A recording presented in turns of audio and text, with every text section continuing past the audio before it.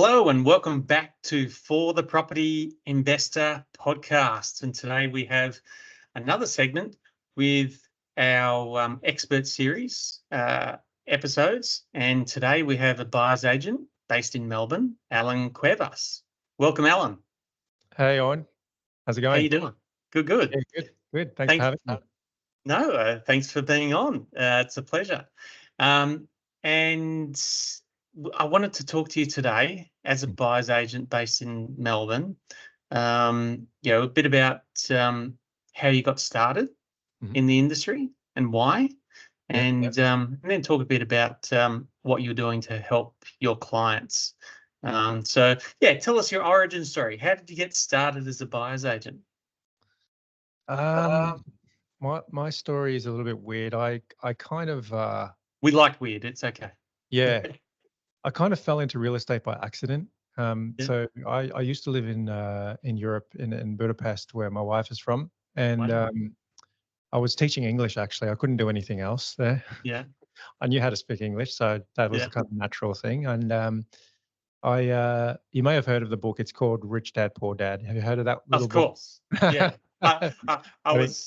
I've been training my wife by playing Cash Flow, the board game. Oh, that's great. That's a great game. I love that game. You can play online these days, did you know? Yeah, I know. I actually downloaded it on my laptop years ago, and it's actually really fun. I've got to get my son into it later on when he's old enough. Yeah.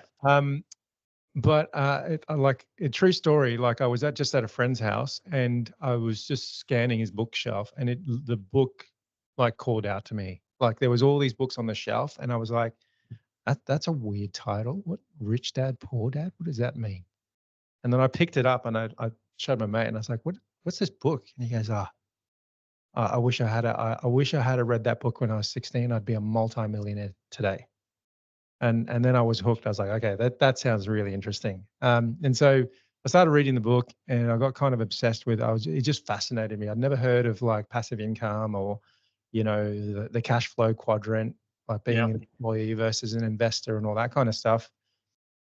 And I used to go to English classes, teaching corporate English. And then whatever chance I had, I was on in public transport and stuff. I was just listening. I was just, absorbing all the information. I was getting as much Robert Kiyosaki as I could into my brain. Yeah. And I think I'd read the book like 3 or 4 times. I'd listened to every single kind of audio piece that was out there and YouTube and stuff. And I just internalized the information.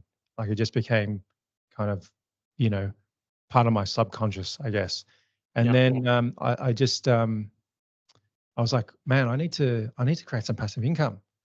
And I wasn't earning much as an English teacher in Hungary and Budapest. So I had a friend who had an apartment, and I just got a napkin out, and I was like, I think I can put this on Airbnb and make some money.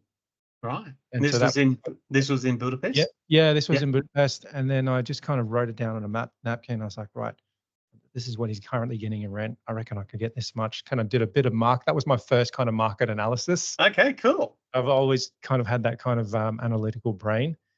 And I did my comparables and market research, all that kind of stuff. I didn't know at the time what I was doing, but I was just like, I was trying to understand the market. And I was like, right, I think he can get, double the amount, at least double the amount of income. I could maybe charge him 20 to 25% management fees. That's going to add X amount of income for me as an English teacher, and then I could do X, Y, and Z. So I kind of had that, and then I kind of sent him an email because he didn't live in the city as well. And then I sent him an email, and I was like, I've got this idea. I was like, sounds good. Let's catch up when I'm back in the city. We had a dinner, and I just showed him the napkin. I was like, this is what I think can happen. What do you reckon? And he said, yeah, let's do it. And that was my Airbnb property. And then it just kind of grew from there organically. People just started giving me their properties. Oh, I heard you're managing someone's property and they're getting really good income. And then I, just built a... And that was probably improving your Hungarian as well? Actually, it was. I know how to say words like törölközök, which means towel, and vendég, which means guest, if there's any Hungarians listening. I know a little bit of Hungarian. But that was my kind of Hungarian language school, just teaching telling the cleaners where to go and how many guests were coming and stuff. Yeah. And what sort of industry had you worked in before that, like before No, moving to Hungary? totally unrelated. So I was in hospitality. I was managing bars and restaurants. I was doing a Yeah. whole bunch of stuff. I was actually a musician, a very broke musician. Like a So lot of them. Yeah. yeah, and it was just interesting. I always thought music was going to be the thing that I was going to do, but I Yeah. don't know. I just ever since that first property, I just really fell in love with real estate. Yeah. I fell in love with it, and I've just been in it ever since. And it's actually become my first passion. So I could just talk Right. all day about real estate. So it's not rocket science. You don't need to go to uni and get an accounting or economics degree. You don't need to study real estate itself. It's like, yeah, it's something that you can.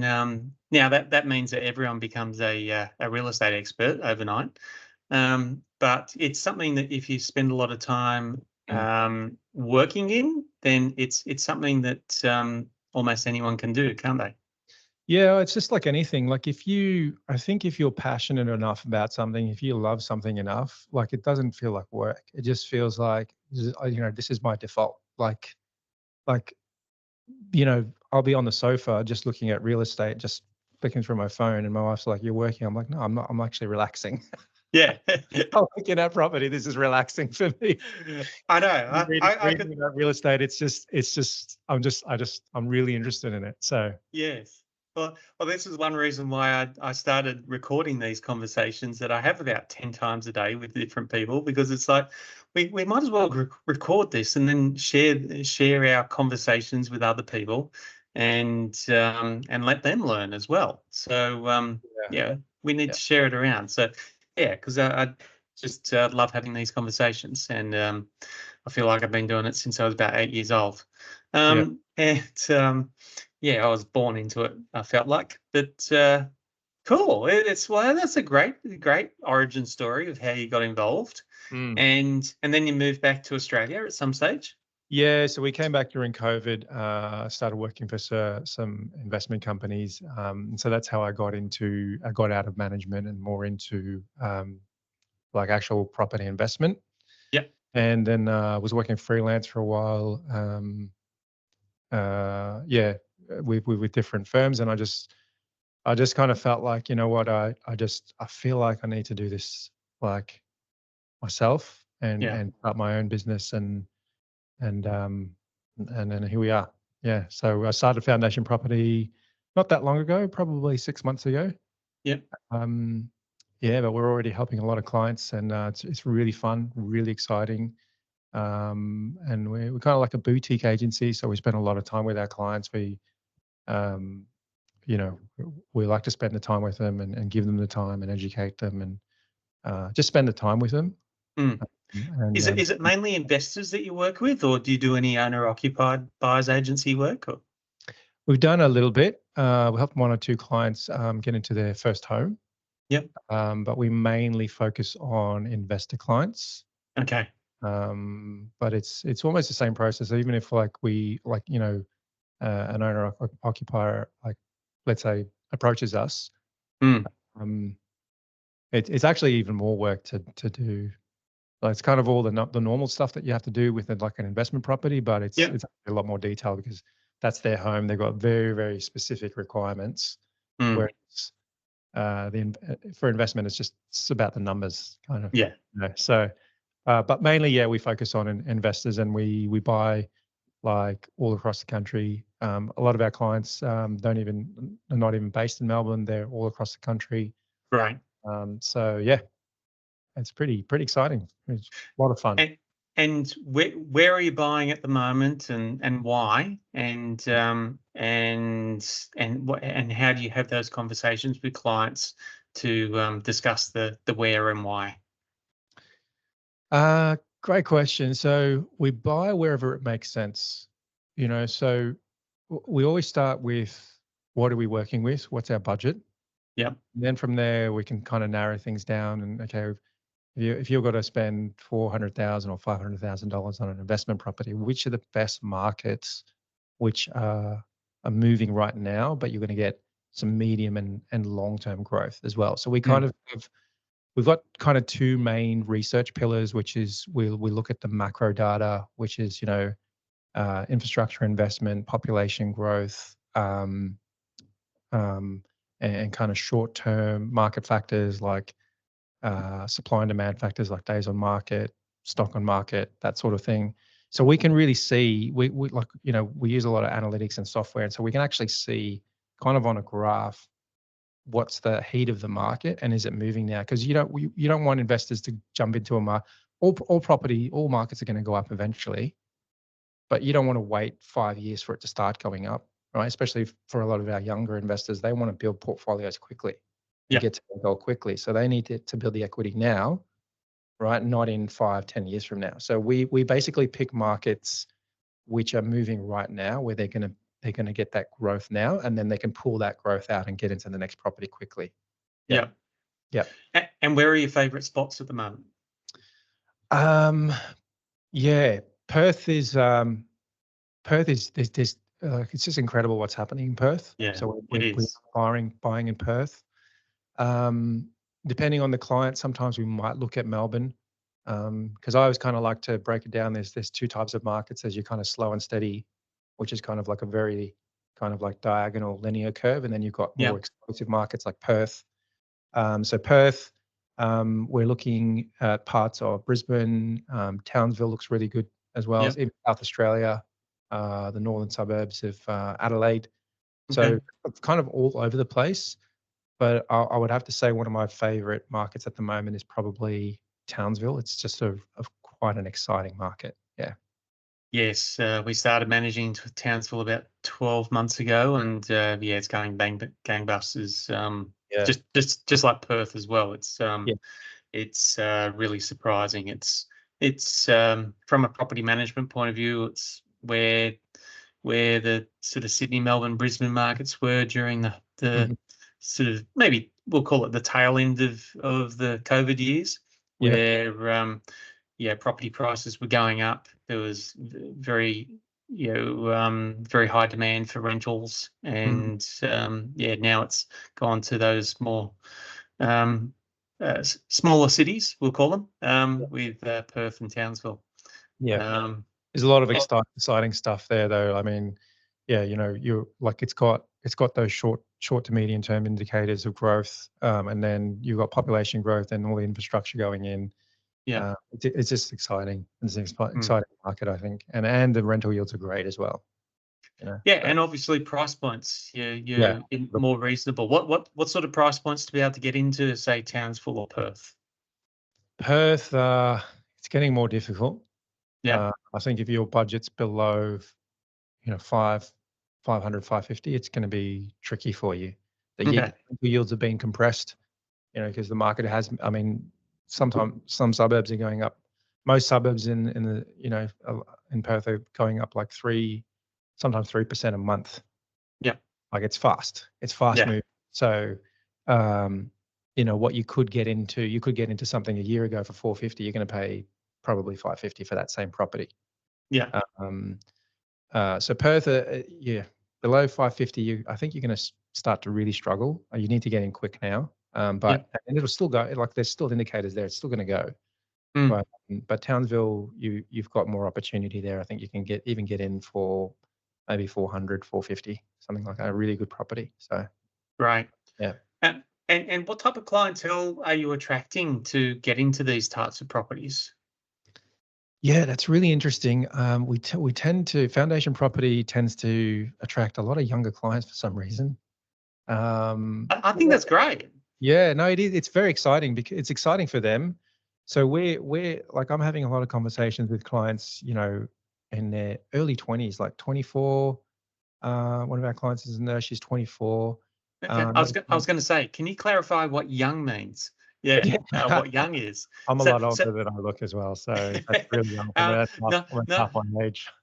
Well, I mean, some people might think, because it's all relative, isn't it? So, it depends on who's listening and what age they are. It's like anyone younger than yourself is considered young.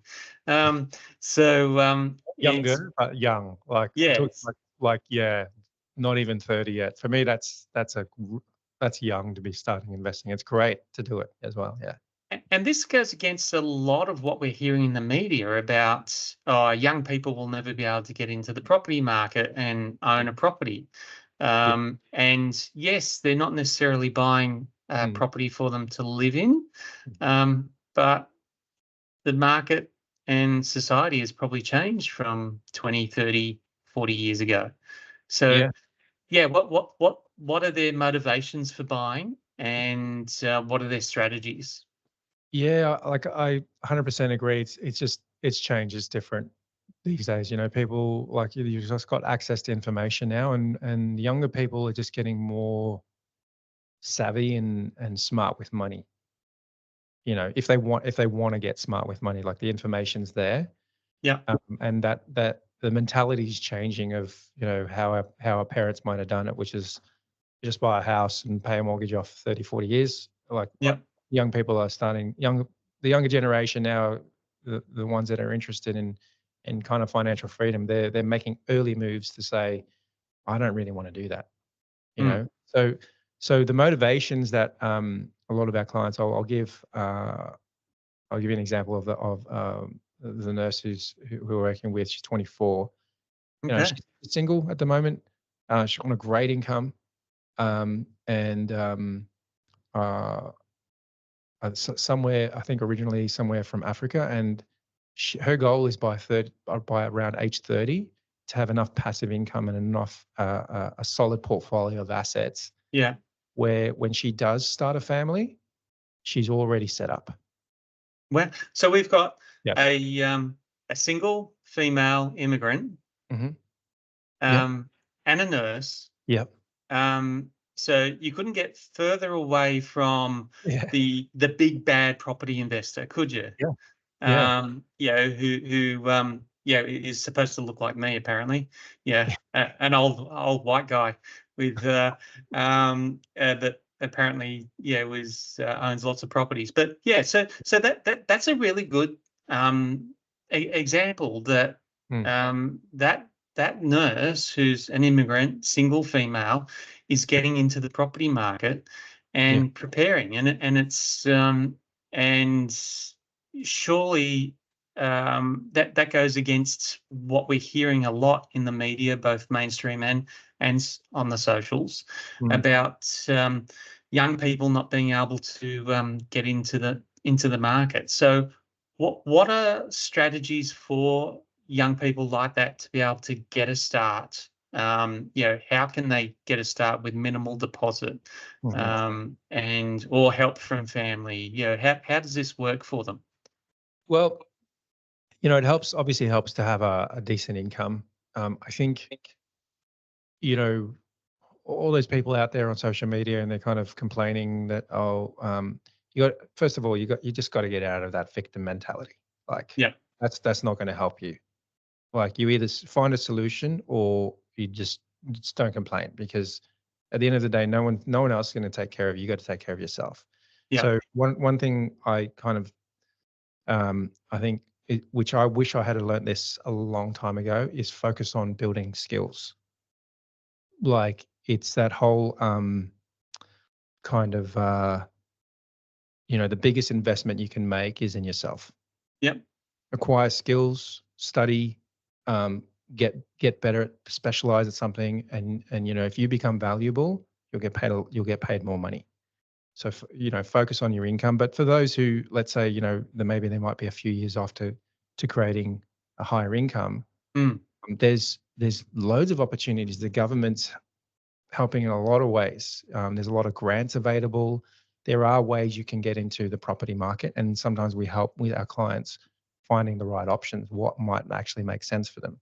and that's for like first homeowner grants and those Yeah, types of things. Yeah, yeah. I mean, even in shared equity schemes that they can actually suit some people to just to get a foot in the market. and is Because that only if yeah, they're going to be living in the properties to start off with, or are those shared equity schemes available for first so time investors as well? you've got to live in the property, Okay. but it's a foot in the door. Yeah. You know. So, you can get out of renting and you can get into property, and there's ways, there's always an option, you know. Yeah. Um, but in terms of like, where these people, these kind of younger clients that we're working with want to get to, yeah, they want to build like 2, 3, 4 property portfolios within, 5, 6 years. Yeah. And if you can make those steps, it can literally change your life. I mean, imagine being 35 with $1.5 to $2 million of net assets behind you. It's just, It make a huge difference. oh, And and and, you're and set being up. able to get Yeah. into these other markets that with the smaller price points and the higher returns Mhm. enables them to just get a start. And it might be that they, once they've started a family at 35, and they want to buy a place to live in where Mm. they want to settle down, then they've got the assets behind them to be able to do that. Yep. So Yep. so now obviously you're like your 24-year-old nurse, that she'd be renting now, Mhm. obviously, and needing to rent where close to where she needs to work, and Yeah. she might get moved around a bit, so might need to move where she's living from time to time. Yeah. So it's more beneficial from her point of view to buy something uh, uh, to rent out as an investment Yeah. rather than buying something where she needs to live, correct? Yep. Yeah. That's maybe why a lot of younger people look at rent vesting as an option, because they haven't got any roots anywhere. While they're younger, they not d- d- don't mind renting and just kind of moving around and traveling and that sort of thing. But they want to be smart with their money. They want to start growing their money, and they want to put into something like property where they can get the leverage as well. Okay. So yeah. So for those people, it does suit them. If you're young and you don't really care where you live for the next 5, 10 years, Yeah. right? Do it. It can And make a get a yeah. start on the property ladder, and it's just a matter of getting into the property market. That's the Mhm. hardest part. Yeah. And if you can't do it by yourself, find a solution. Find a family member to do it. Member to do it with. Do it with a friend. Do it. Just do Yeah. it. You can 100% do it. You just Okay. gotta you just gotta figure it out. Okay. That's it. So, so the commentary out there that property investors are just rich boomers who are hoarding all of these properties. Mm. You're not seeing that, are you? No, I look. I think it's easy to do that, to blame someone, but the reality is, look, our clients come in, they're taking a risk. It's not like they're just like completely cashed up and they're just going to go and buy an investment property. Mm. Oh, it's got $2 to $3 million in cash to spend. You know, It doesn't. doesn't work. It's rare. I've been doing this for 25 years, Yeah. and I've maybe seen that 2 or 3 times Mm. over thousands and thousands of scenarios where someone's got cash to be able to buy a property, Yeah, um, yeah. and yeah, it's It's not crazy. the case. Like these people are taking calculated risks, and that's why they want to work with a buyer's agents to help improve their returns and minimize their risk. They are taking a risk. Like it's calculated and it's very small, but like you're going to be leveraging, you're going to be borrowing 80 to 90% from the bank. You need to make sure your cash flow is right. You got to pay for insurance, you got to pay management fees, you got to pay council rates. To be an investor, you're running a business Mm. essentially. And you're taking a burden off the public housing sector as well. Yeah, If that's right. if there weren't if there weren't private investors out there in the marketplace, Mhm. and in your case with a lot of these younger clients that you're working with, they're Mm. renting where they need to live for Yeah. work purposes, Yeah. but they're also not just investing for their own future, but they're also providing housing for renters who need somewhere to live, who aren't in a they might be renting out to someone exactly like them who needs to live in a particular area to work. Yeah. And so it's not a us versus them scenario. It's a very much an intertwined marketplace where people are just being able to invest for themselves, but also provide this public housing for the market. Otherwise, if they weren't there, then there would be this huge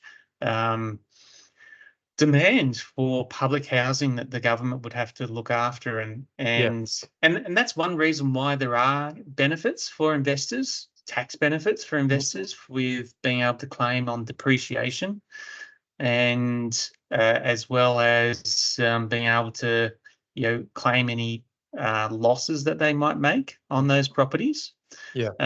But it doesn't mean that those losses can are always there forever and a day for people to be able to claim as a tax deduction. It's usually only for the first couple of years if they've highly leveraged themselves and they've had to. But once they start paying down the loan, and maybe as rents start to increase, these properties become profitable, and then they're paying income tax. And 85% of investors only own one property. So it's not like all these investors out there own multiple properties. And I was speaking to an investor who does own a lot of properties a couple of weeks ago. And so he certainly owns, because once you own about 3 or more properties in each state, you start hitting land tax thresholds.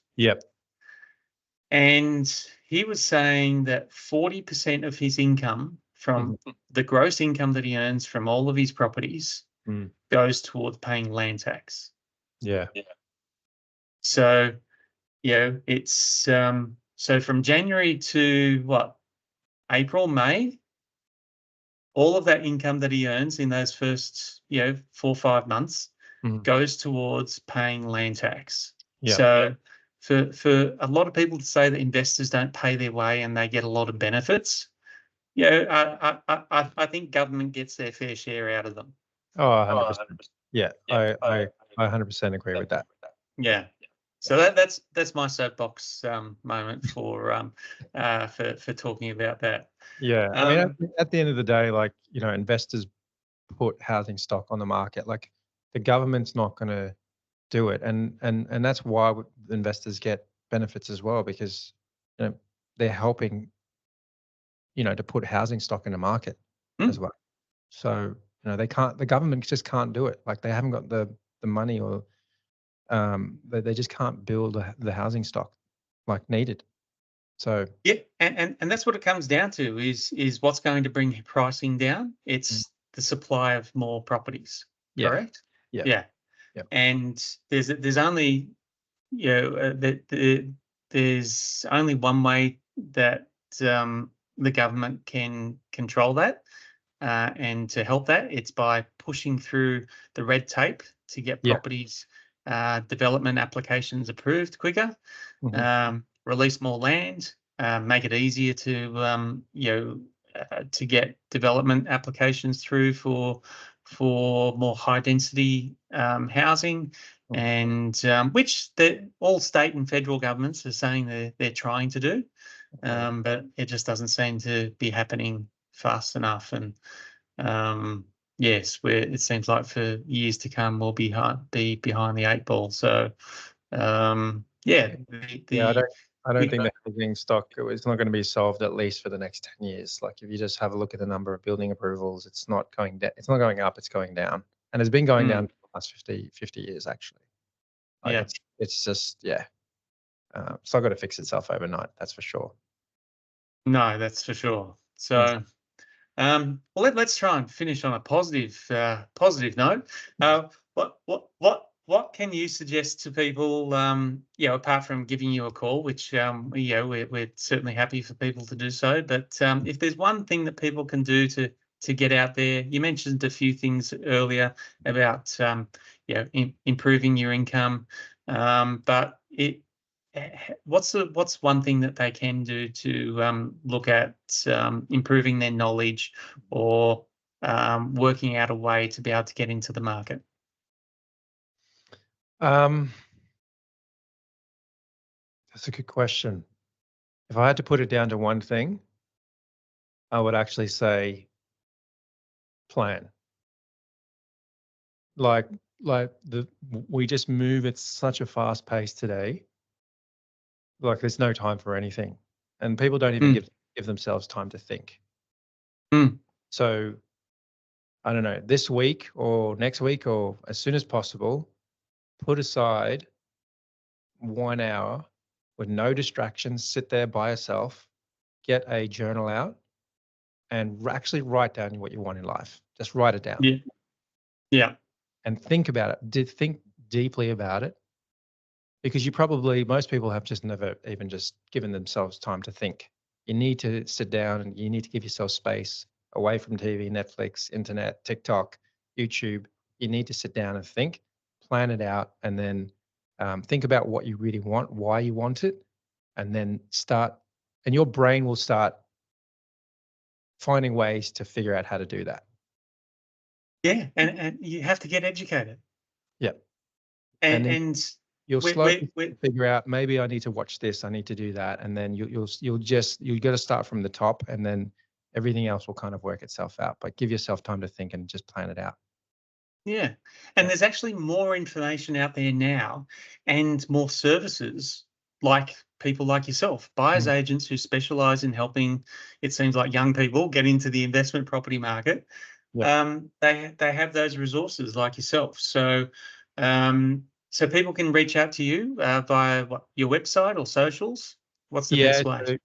So they can just reach out to us on our website. It's foundationproperty.au. There's no .com. It's just AU. Okay. We're pretty progressive. Right. We've also got our podcast as well called Property Soup. So if you just want to have a listen, I'll just cheeky plug there for our podcast. No, that's all right. Check it out. Hashtag Property Soup on Spotify. Cool. But we've also got like TikTok, and you can find us on Instagram and TikTok. We've got all the short stuff for the people with the shorter attention spans as well. Like, we want to cater it to everyone. So yeah, which goes across young and old people as well. I can attest to that. Putting myself in the older category.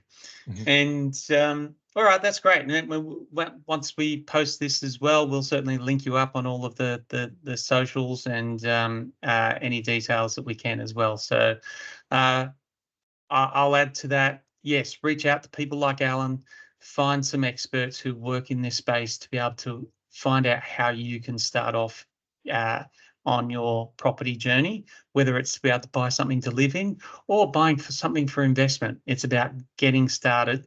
That's the hardest part. So we'll leave it there. Thank you very much, Allan. Thanks, Allan. For joining us. And yes, I'll have to have a listen to your podcast as well. So I'm looking forward to it. Thanks, Allan. Thanks for having me. All right. Thanks, Allan.